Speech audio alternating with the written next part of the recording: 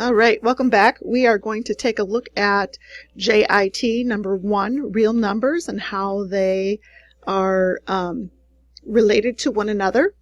And here's a flow chart, and this is what the book provides as a way to understand the real numbers. Personally, I find this very busy, not very clear. So I actually use something that looks more like a tree ring, or a tree in its tree rings, and we're going to take a look at that. So first off, I want to point out that this comes from this is like tree rings. So this is the smallest piece here, and then this is the next larger piece, and so it continues to carry on with everything that was in here. It's also moved up to here. All right, so first off, we have our counting numbers, or what we call natural numbers. That's like what a little kid counts. You ask a kid to count, he starts at 1 and goes up by ones from there. So it's 1, 2, 3, 4, and so on. Okay, whole numbers. It's kind of funny that we have a whole classification with whole numbers compared to the natural numbers or the counting numbers.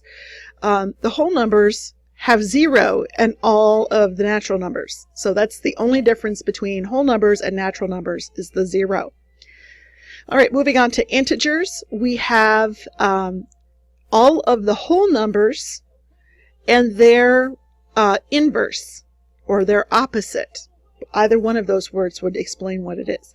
So I have 0, and then here I go 1, 2, 3 on my whole numbers, and then I would have the opposite side. I'd have that reflection. I have -1, -2, -3. And I just want to quick touch base about the fact that 0 does not have an opposite. I also want to kind of mention some of these symbols. That fancy schmancy N there is for the natural numbers.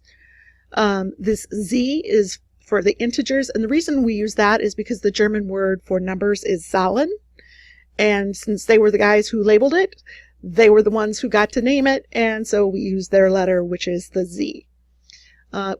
Coming up from integers, we have rational numbers, and I'm going to spend a little more time going back to rational numbers probably in the next video, but I want to make sure that we understand all of the integers, all of the whole numbers, all of the counting numbers. Those are all included into rational numbers. Okay, you could write a 3 as the same as a 6/2, and it's exactly the same thing. It just looks different. It's completely written as a fraction. We use a Q for quotient because this is a division problem. Here I have a -2/3, so this fraction is written completely. I don't have any parts like beyond that. Here I have a repeating decimal, and I want to be real specific on my repeating decimal. Not only does it have a pattern, it has the exact same pattern. So here I have 717171 behind the decimal. So, and that goes on forever, saying 717171. Here's another case of a repeating decimal. This is one that we know pretty well, or hopefully we know pretty well. This is also a -2/3. This is how we would write it as a decimal.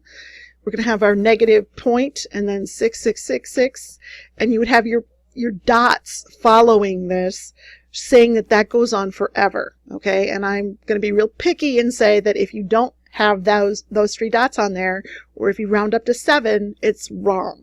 All right, I'm a bit of a stickler on that, so I want to make sure everybody's aware of that.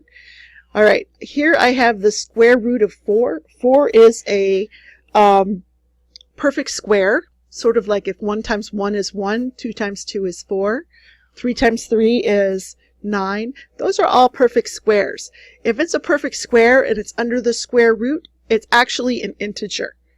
Okay, so here I have a 4 under the square root, so that's really a 2, because 2 times 2 will get me a 4. Now this can also work for other powers. There's such a thing as a cube root. That's as far as we're going to go, but that's where you would multiply 3 of the same number by itself. So for a cube root, and actually let me just throw one in there just for completeness sake. I'm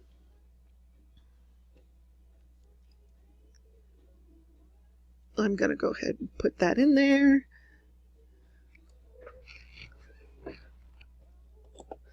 And let's take a look here. There we go. I'm going to put a cube root in here. So if I put an 8 in that number, and I have a 3 out here, I'm saying I have to have some number multiplied by itself 3 times to get to 8. And that number again would be 2. So it's possible to have like more than just the square root. We're not going to go any further than the cube root, and we're not going to go very far with that. We're going to keep it to probably 5 and less. So 5 times 5 times 5 gets you that 125. So here we have our rational numbers. That's all of this stuff, okay? That all is included. There's such a thing as irrational numbers because, of course, if you have rational numbers, you have to have irrational numbers. One of the most famous ones that almost everybody knows about is pi. And we can approximate pi by saying 3.14159 and so on. I mean, you can take it out millions of digits, truly millions of digits, and it doesn't end and it doesn't repeat. Here I have a square root of 8. 8 is not a perfect square, right? It would be a perfect cube root, but it's not a perfect square. So here I'm going to have an irrational number. So every single number under the square root and under the cube root that doesn't have either that number times itself or that number times itself 3 times, respectively, those numbers are irrational. And here's one that is a pattern, but is also irrational, because I have 8, 1, and then I have 8, 8, 1, and then I have 8, 8, 8, 1, right? And so on. This is not the exact same repeating pattern. There's a pattern here, but it is not a repeating decimal. So we can't use that, can't say that that's a rational number. It's irrational. So now we have real numbers. Okay, and that's everybody inside of the irrational numbers and the rational numbers. That's all of the numbers that are on our number line.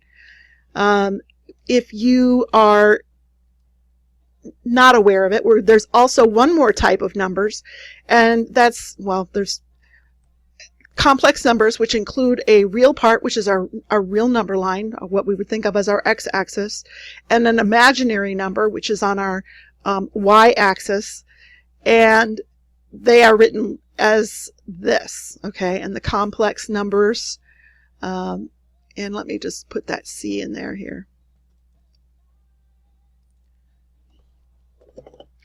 So we're going to have